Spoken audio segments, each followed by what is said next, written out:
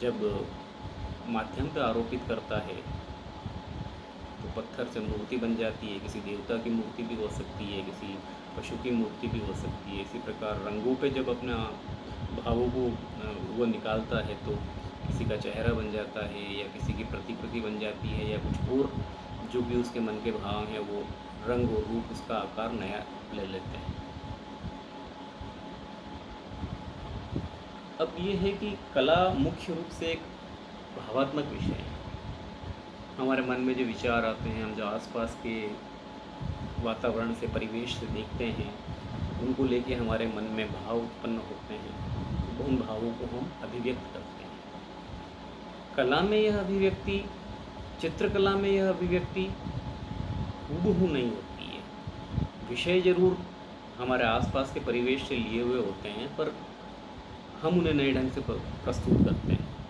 जैसे किसी बच्चे को एक चित्र बनाने के लिए दे दिया जाए, प्रकृति चित्र, तो वो अपने हिसाब से जो भी प्रकृति के बारे में समझता है तो वो कभी ना उसमें नदी बना देगा, कभी उसमें पहाड़ बना देगा, कुछ भी बना देगा, झोंपड़ी बना देगा। ऐसे करके वो उन विचारों को व्यक्त करेगा। जब किसी बड़े व्यक्ति को देंगे तो उसने जिस ढंग से प्रकृति को समझा है वो वैसे प्रस्तुत करेगा। विषय प्रकृति है, पर उसे कैनवास पे, कागज़ पे प्रस्तुत करने का जो ढंग है वह सभी का अलग अलग होता है। यही कारण है कि जब हम मुग़ल काल की कोई पेंटिंग देखते हैं, राजस्थानी चित्रकला में कोई पेंटिंग देखते हैं या आधुनिक चित्रकारों की कोई पेंटिंग देखते हैं, तो सब में एक विषय होते हुए भी अलग अलग नए नए रूपों में नज़र आते हैं। तो जो कुछ हमारे विचार हैं उनको हम हमारे माध्यम, चित्रकार के रूप में रंगों के माध्यम से, रेखाओं के माध्यम से, आकारों के माध्यम से किस प्रकार से कैनवास पे उकेरें, किस प्रकार से कागज़ पे उकेरें, यह अत्यंत महत्वपूर्ण होता है। एक ही विषय देके, जैसे आप क्लास में अगर 15 विद्यार्थी हैं तो आपको एक ही विषय दे दिया जाए तो आप 15 जने उसको अलग अलग ढंग से बनाएंगे। कॉपी नहीं होती, कला में कॉपी नहीं होती कि एक ने जैसा बनाया वैसा का वैसा दूसरे ने बना लिया।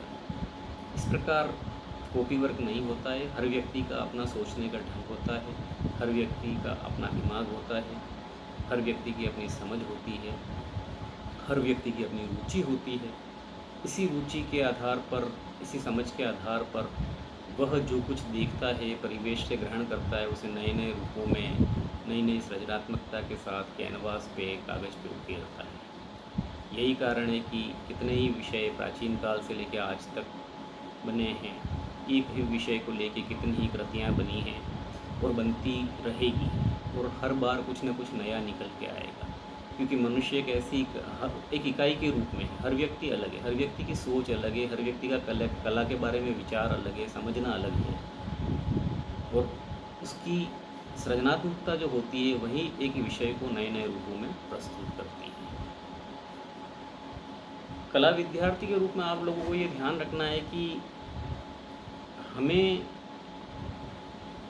जहाँ अपने अंदर के बालक को जीवित रखना है, वहीं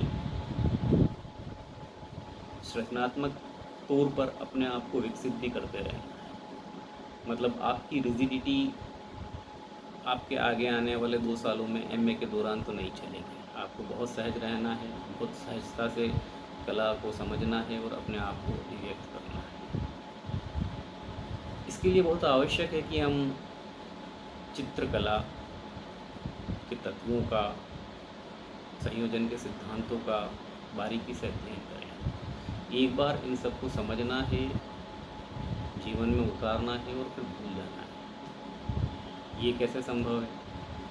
ये ऐसे ही संभव है कि आप एक एक चीज़ों को लेंगे, फिर उनको लेके कार्य करेंगे और फिर धीरे धीरे जो आपने सीखा है उसको नए रूप में प्रस्तुत करेंगे। जब हम किसी चित्र को देखते हैं तो हमारे सामने ये चीज़ आती है कि चित्र में क्या है।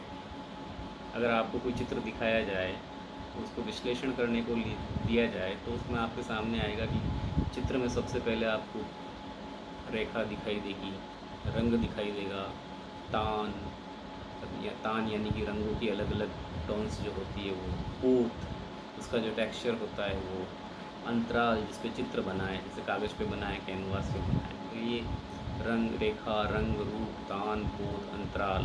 रूप जो है वो जो भी हम देखते हैं, जिस प्रकार से प्रकृति में कई रूप होते हैं, ज्यामितीय रूप होते हैं, मानवाकृत रूप होते हैं, इन सारी चीज़ों को ये कला के तत्व जो कहते हैं, इन्हें हमें अपने विचारों को अभिव्यक्त करने के लिए अंतराल पर संजोना है।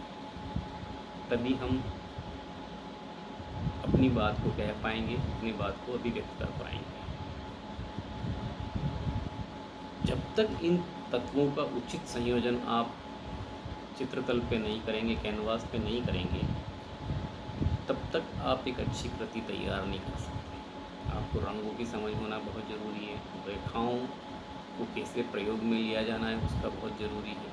तान, बोध, अंतराल से, चाहे आपका चित्र एब्स्ट्रैक्ट रूप में हो, चाहे आपका चित्र फिगरेटिव हो, चाहे आपका चित्र ज्योमेट्रिकल शेप में हो, आपको इन तत्वों को अलग अलग ढंग से सजोने का तरीका, सजोने का